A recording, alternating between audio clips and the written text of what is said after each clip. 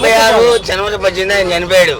Party అంటే వేరే పని. నేను మాకు కూడా న్యాయం జరగట్లా. భవనపురం పొలిటీషియన్ మాత్రం ఎందుకని ఎందుకని న్యాయం జరగట్లేదు? ఏ అంశంలో జరగట్లేదు? ఒక హోమ్ మినిస్టర్ చేతకందనం అంతే. అంటే ఒక పక్క మరి పవన్ కళ్యాణ్ గారు ఉన్నారు కదా, ఎలా ఉంది మరి పరిస్థితి? ఆయన టోల్ ఫ్రీ నెంబర్ లో సమస్య ఉన్న వాళ్ళ చెప్పండి, ఫోన్ చేయమని చెప్పండి. అది ప్రతి సమస్య పేద బిక్కి అందరూ చెప్పుకుంటారు. అందువరకు ఈ రోజు పవన్ కళ్యాణ్ గారు కడప యాత్ర ఉంది, ఎందుకు వెళ్తున్నారు? జగన్మోహన్ రెడ్డి గారు అడ్డాలి అన్న హడావుడి చేయడానికా లేకపోతే ఏంటి? ప్రజల మంచి ఆయన అంతే. ఆయన వేరే అమ్మని ఒక పార్టీలో రాకముందు నుంచి. మరి గతంలో జగన్మోహన్ రెడ్డి గారు ఆటో వాళ్ళు 10,000 ఇచ్చారు, మరి ఈసారి ఏంటి? అమ్మని అడగలేదు కండి. 10,000 ఇచ్చాడు, 50,000 తీసుకున్నాడు మాకు అంతే. ఆటో ఓనర్కి ఇచ్చాడు, డ్రైవర్ నేను. కాకి షర్ట్ లేదని సేమ్, యూనిఫామ్ లేదని 300 అలా అనుకుంటారు. మరి ఏంటి ఇప్పుడు పనులు ఉన్నాయి, పర్లేదా? కిరాయిలు ఉంటున్నాయా, ఎలా ఉన్నాయి? ప్రజలకి సమస్య వచ్చే చెప్పుకున్నాక ఒక టోల్ ఫ్రీ అనేది పెట్టాలి. ప్రతి సమస్య రిజిస్టర్డ్ అవ్వాలి. అదే అండి ప్రజల కోసం పాలన కదా. ప్రజల నుంచి ఇప్పటికొచ్చే పార్టీలు అంతే అండి. నేను బాగా చదువుకున్నాయి. నేను 2 BS గోల్డ్ మెడలిస్ట్.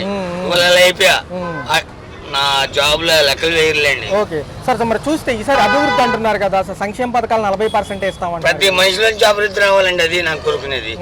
ప్రతి మనిషి నుంచి అభివృద్ధి రావాలి. మరి ఏమన్నా పథకాలకి ఏమో చాలా డబ్బులు అవుతాయి. పథకాలు ఏమవుతాయండి? స్వచ్ఛగా పనులు కల్పించండి, మేము పనులు చేసుకోవాలి. గతంలో 9 పథకాలు కదా, అప్పుడేమన్నా అందుకున్నారు? మాకు పథకాలు కదండి, చేతి నిండా పనులు ఇవ్వండి, మేము చేసుకుంటాం. అది మమ్మల్ని వాడుకోండి, ఇట్లే చేసుకోండి. అది మేము అడిగేది అంతే. రాబోయే కాలం ఎలా ఉండబోతుంది? 4 ఏళ్ళ అభివృద్ధి ఉద్యోగాలు ఇప్పుడు 9 నెలలైంది పాలన వచ్చి, ఇంకా మార్పు రాలా. లోకేష్ బాబు అవి వద్దు, మాకు చేతి నిండా పనులు విజయవాడలో. అది ముందుగా మీకు ఇండైరెక్ట్ గా చెప్తున్నా, నేను చావు తెగిచ్చేసి వచ్చా భవనపురం స్టేషన్ లో జరిగిన అన్యాయానికి. నేను క్రిమినల్ గా మాడితే ఆ సమస్య గవర్నమెంట్. ఇంకా ఈ రేషన్ బియ్యం పట్టుకున్నారు కాకినాడలో, ఇవన్నీ అంటున్నారు. పోట్లో ఎన్ని కిలోలు తెలుసా? 570 టన్నులు. మీకు మొత్తం ఇవ్వండి, మేము క్లారిటీగా ఇవ్వగలం. ఓకే, ఎలా ఉండబోతుంది మరి? అభివృద్ధికే ఎక్కువ శాతం, పేదవాడికి మరి ఈసారి వాలంటీర్ కూడా లేదేమని చెప్పాలన్న పథకాల గురించి అవసరం లేదంటారా? ఇప్పుడు నేను పేదోడికి సర్టిఫికేట్ ఇవ్వండి చాలు. పేదోడని ఇప్పుడు SC ST OC BC అని పేదోడని సర్టిఫికేట్ చేయండి అంతే నేను కోరుతున్నాను. Right sir, right. మరి మీకేం కావాలంటారు? న్యాయం కావాలి అంతే, నాకేమొద్దు, న్యాయం కావాలి. భవనపురం పొలిటీషియన్ ఎక్స్పెషల్లీ సేవ్ మస్నా గారు మాకు చేయలా. ఠాగూరు నాదే రాజ్యం అంటున్నాడు. ఆయన పేరు వెంకటేశ్వర ఉండేది. ఠాగూర్ అని అయిందే రాజ్యం అంటున్నాడంట. నాకు న్యాయం కావాలి భవనపురం BS లో. ఎందుకంటే విశాఖపట్నమే స్వర్గధామంగా పెట్టుబడులకి ఆస్కారం అంటున్నారు. ఒక పక్క IT సెక్టర్ కానివ్వండి, ఇండస్ట్రియల్ డెవలప్మెంట్ అక్కడే అంటున్నారు. అమరావతి పూర్తయిన తర్వాత ఇక్కడ ఉండబోతుంది, ఎలా అనిపిస్తుంది? అమరావతి పూర్తయినాక ఇక్కడ ఉంటుంది. యాక్చువల్గా వైజాగ్లో అటు రుషికొండ అటువైపు అయితే ఇక్కడ మోర్ ప్లేసెస్ టు ఎలా IT పెట్టడానికి ఈజీగా ఉంటుంది. ఇక్కడ అమరావతి ఇంకా ఫుల్ డెవలప్, ఇన్ఫ్రాస్ట్రక్చర్ అంతా డెవలప్ అయినాకే కంపెనీస్ వస్తాయి. ఎనీథింగ్ ఏదైనా స్టార్టప్స్ వీళ్ళకి పర్టికులర్గా పెడతాకైతే వీళ్ళు ఇనిషియేట్గా ముందు పెట్టుబడి పెట్టించాలి. పెట్టినప్పుడు స్టార్టప్స్ అవి వస్తాయి. అంటే వీళ్ళు ఏమంటారంటే అన్న 30 లక్షల పెట్టుబడి సాయంతో పాటు, అంటే ఏదైతే ఇండస్ట్రీకి సంబంధించి ఈ స్కిల్ డెవలప్మెంట్ ఒకటి, తర్వాత ట్రైనింగ్ సెంటర్లు, ఏదైతే ఆర్టిఫిషియల్ ఇంటెలిజెన్స్ సంబంధించిన పెద్ద సెక్టరే పెడతామంటున్నారు. ఏదైనా ముందు ఇనిషియేట్ చేసి 1-2 వస్తేనే మిగతా వస్తాయి. ఇవన్నీ మాటలు అవుతున్నాయి కానీ అవి ఎన్ని చేతల్లోకి వచ్చినాకే కొంత ఇనిషియేట్ ఒకటి పెట్టినా ఏదైనా ఒక పెద్ద కంపెనీ వచ్చి ఎలాబరేట్ బాగా అయితేనే కానీ మిగతా వస్తాయి కదా. వీళ్ళు మాటలు అంటున్నారు, పెట్టని స్టార్ట్ చేయని, ఇనిషియేట్ అవ్వాలి కదా. ఎక్కడ ఉంటాడు ఐదర్ వైజాగ్ సంథింగ్ ఎనీథింగ్, ఏదైనా ఏపీఏ కదా, ఎక్కడైనా పర్వాలేదు, అయితే బెస్ట్ అని. ఈ ఉప ముఖ్యమంత్రిగా పవన్ కళ్యాణ్ గారు ఉన్నారు, ఒక పక్క ఎలా అనిపిస్తుంది ఆయన? మరి ఎంత మటుకు చేస్తారో తెలియాలి, మరి చూడాలి అంటున్నారు. మరి ఇనిషియేట్ చేసి తెప్పించాలి. మాటలు చెప్తే ఎవరైనా మీరు చెప్తారు, నేను చెప్తాను. తెప్పించి చేస్తేనే కదా. ఒక కంపెనీ, ఒక సర్టిఫైడ్ మంచి కంపెనీ, సరే అమరావతిలో ఇప్పుడు దాకా ఒక మంచి కంపెనీ లేదు. వైజాగ్లో అయితే కొద్ది గొప్ప ఇన్ఫోసిస్ సంథింగ్ రిమైనింగ్ అన్న ఉన్నాయి, మినిమం మైండ్రీ సంథింగ్ అన్న. ఇక్కడ అమరావతిలో బేసిక్ ఒక కంపెనీ అనుకోని, సరే పెద్ద కంపెనీ కాకపోయినా స్టార్టప్స్ ఇనిషియేట్ చేస్తే రిమైనింగ్ కంపెనీస్ ఆటోమేటిక్గా వస్తాయి ఆబ్వియస్గా. అది ఇనిషియేట్ చేయమని ఎంత త్వరగా వీలేదు అంత త్వరగా బెస్ట్ అని. ఇప్పుడు ఆబ్వియస్గా 5 ఏళ్ళు కళ్ళు మూసుకుంటే అయిపోతాయి, ఇంకో తర్వాత మళ్ళీ ఆబ్వియస్గా ఎన్నికలు వస్తాయి. అందుకనే త్వరగా ఇనిషియేట్ చేస్తే ఈయన పరిపాలన బాగుంటే ఆబ్వియస్గా నెక్స్ట్ ఈయనే వస్తారు. అంతే, అంత మించి చెప్పలేదు. అంటే కేంద్ర ప్రభుత్వం ఈసారి మాకు అండగా ఉందంటున్నారు, కనిపిస్తుంది కూడా.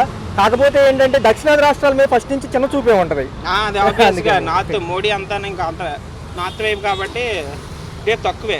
ఏదైనా ఉన్నట్లే చేసుకోవడమే కాబట్టి వీళ్ళు ఇనిషియేట్ చేసి ప్రాసెస్ ఎంత త్వరగా వీళ్ళు త్వరగా చేసుకోగలిగితేనే త్వరగా డెవలప్మెంట్ అయితే నా ఉద్దేశం. ఒక విషయం అన్న, అసలు ఉచితాలు ఎంతవరకు ఇవ్వచ్చు అంటారు? ఇది ఉచితాలు అనేవి ఎంతవరకు? ఉచితాలు అని డిపెండింగ్ ఆన్ ద ప్రీవియస్ అయినా చాలా ఇచ్చారు కాబట్టి వీళ్ళని ఒకేసారిగా 0 చేస్తా అంటే ఎవరు ఒప్పుకోరు. కాబట్టి గ్రాడ్యువల్గా తగ్గించుకుంటా రావాలి, కానీ ఒకేసారిగా అస్సలు ఇవ్వమంటే ప్రజలు జీర్ణించుకోలేరు. ఆబ్వియస్గా అవి ఇవ్వండి కాదని కొంత మట్టికి పూర్తిగా 0 చేస్తా అంటే ఎవడో ఒప్పుకోలేడు.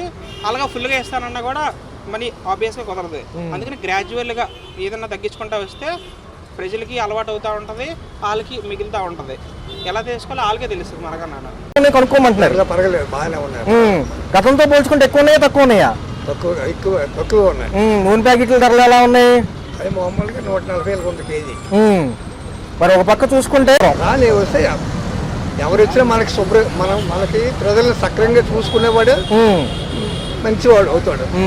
గతంలో 9 పథకాలు, ఇప్పుడు 6 పథకాలు, బడ్జెట్లు బాగా ఎక్కువ అవుతాయి అంటున్నారు.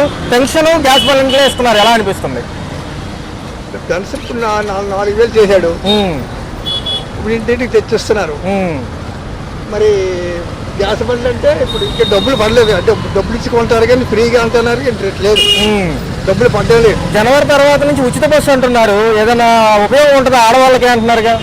ఏ ఉపయోగం ఉంటుంది? ఖాళీ ఉండదు, ఆడవాళ్ళకే తప్ప మగవాళ్ళు ఎక్కడ కుదరదు అక్కడ. మరి విద్యార్థులకు డబ్బులు, ఫీజు రీఎంబర్స్మెంట్, మహిళలకి డబ్బులు, మరి నాడు నేడు ఏం చాలా ఉండిపోయినాయి. అదే ఇక్కడ బయటపడలేదు. ఇంకా ఈసారి అభివృద్ధికి ఎక్కువ ఇచ్చి సంక్షేమానికి తక్కువ వేస్తానంటున్నారు. ఏదో మళ్ళీ వచ్చేసరికి ఆయన అవుతాడు. ఎప్పటి నుంచో పోలవరం, అమరావతి వింటా ఉంటాము, 10 ఏళ్ళు అయిపోతుంది. ఈసారి ఏమవుతుంది? బాగు చేస్తాను అంటే అంటాడు, నిన్న టీవీలో చెప్పాడు చంద్రబాబు నాయుడు, ముందు చేస్తాను అంటాడు. మరి పవన్ కళ్యాణ్ గారు ఉన్నారు, ఈసారి ఆయన పనితీరు ఎలా అనిపిస్తున్నాయి? ఆయన కూడా ఉప ముఖ్యమంత్రిగా ఉన్నారు, చేయగలరా ఆయన? అంటే సినీ రంగం కదా అయింది, ఈయన చెయ్యాలి. ఆయన ఏం చేస్తాడు? ఈయన చేస్తే కదా ఈయనకి ఏదో సహాయం చేస్తాడు. మరి ఎలా ఉండబోతుంది? 5 ఏళ్ళు అభివృద్ధి అంటున్నారుగా. అభివృద్ధి అంటే అప్పుడు జగన్మోహన్ రెడ్డి అన్ని పథకాలు ఇచ్చాడు, ఈయన ఇప్పుడు ఇవ్వట్లేదు. మరి చూస్తే ఈ జనవరి నుంచి ఇస్తాడేమో. మరి చాలా బడ్జెట్లు అవుతున్నాయి, అప్పుల్లో ఉన్నాం మనం కూడా. మరి ఇంకా అప్పులు అవుతాయి అంటున్నారు పథకాలకి, మరి ఇవ్వాలిగా, తప్పదుగా. మరి తప్పదు, మరి అన్ని పథకాలు ఇస్తేనే ఈ జనాలకి మంచివాడు అవుతాడు, లేకపోతే మళ్ళీ అడగబడిపోతాడు. మరి మోడీ గారు ఈసారి ఆదుకుంటారా? ప్రతిసారి అందరినీ కలుపుకుంటాడు ఆయన. మరి ఆయన సంగతి అంటే మనకు తెలియదు. ఆయన ఎవరు ఆయనకి సపోర్ట్గా ఇస్తే ఆయన పక్క వెళ్తున్నాడు. మరి నమ్మొచ్చు అంటారా ఈ ప్రభుత్వాలని?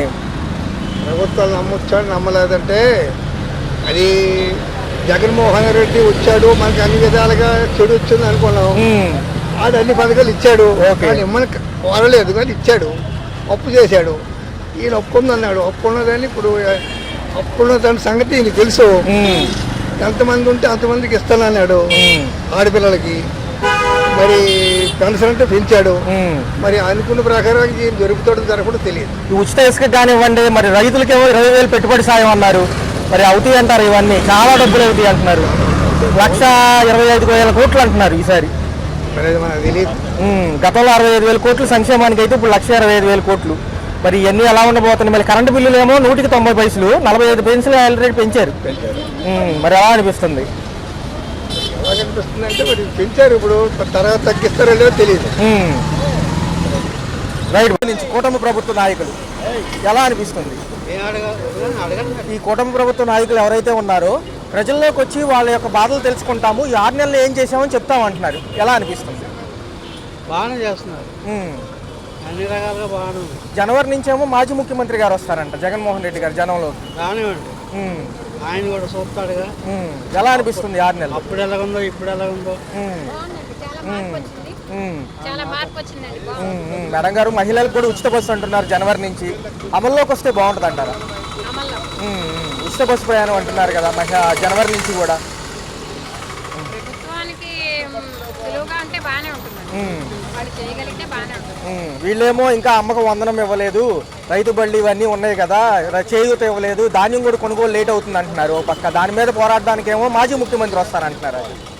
ఏమండి ఇప్పుడు దాకా చేసిన పాలన బట్టి వీళ్ళు మళ్ళీ అన్నీ చూసుకొని చేయాలి కదండి. టైం పట్టిన ఈ చంద్రబాబు పాలన మాకు బాగుందండి.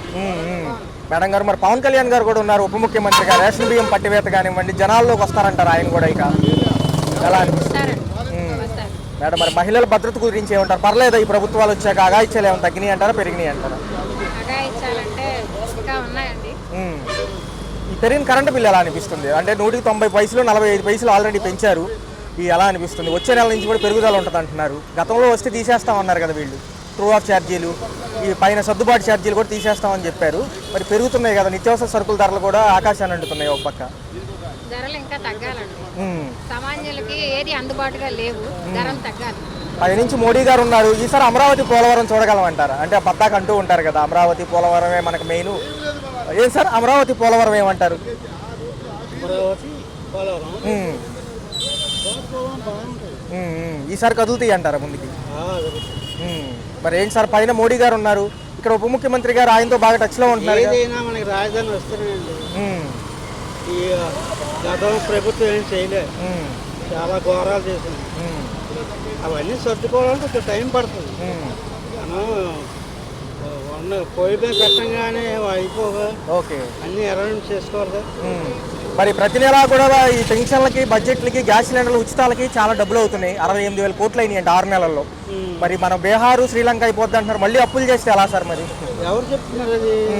ఆయనే అన్నారు కదా ఈ పథకాలు చూస్తే భయం వేస్తుంది అమలుకని, చంద్రబాబు గారు అప్పుడు అసెంబ్లీ సమావేశాల్లో ఆయనే అన్నారు కదా. మరి ఎలా సార్, అప్పులు చేయక తప్పదు కదా మరి ఏ ప్రభుత్వం ఉన్నా. అన్నీ ఇప్పుడు ఆయన చేసినవి ఈయన చేస్తున్నాడు, ఈయన కొన్ని చేస్తున్నాడు. ఇబ్బంది పడాలి. ఈ గ్రామీణ స్థాయి రోడ్లలో కూడా టోల్ గేట్లు పెడతారంట పైలట్ ప్రాజెక్ట్ కింద డెవలప్మెంట్ చేసి. మరి కట్టగలరా ఈసారి జనం? చెప్పలేము, ఏదైనా వేచి చూడాలంటారు. ఏ మేడం? పర్వాలేదండి, మాకు బాబు చంద్రబాబు పాలన మాకు బాగుంటుంది. Right madam.